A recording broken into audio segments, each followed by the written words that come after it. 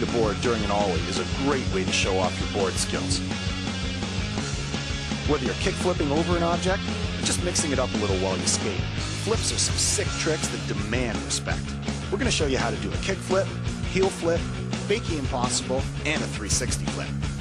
To perform a kick flip, start off with a standard ollie. The key difference is that when you slide your finger up to level the board, you slide it up and towards you. This motion will start the board spinning. To stop the board, wait for it to make a full rotation, and then land your two fingers on the top and slam the board back to the ground. It may sound like a tough trick, but once you master the finger movements, it'll be one of the sweetest, easiest tricks in your arsenal. A heel flip is almost the same as a kick flip, but you want to spin the board away from you instead of towards you. Stopping the spin is the same as a kick flip.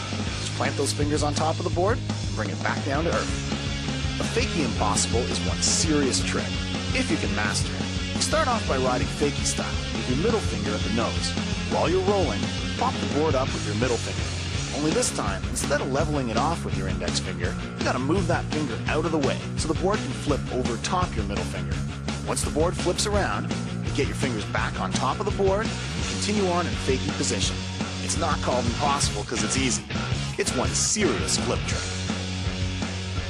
A very cool variation of the fakie impossible is the standard impossible. It's a little harder than the fakie, but it's a way cool trick. To pull off an impossible, you ride the board forward with your fingers in standard position. Then, pop the board with your middle finger. Like the fakie impossible, move your index finger out of the way. The board will rotate around your middle finger. 360 flip is an awesome mix of a kick flip and a shove it. It's probably the hardest flip in the book, but if you can master it, you'll become part of the skating elite.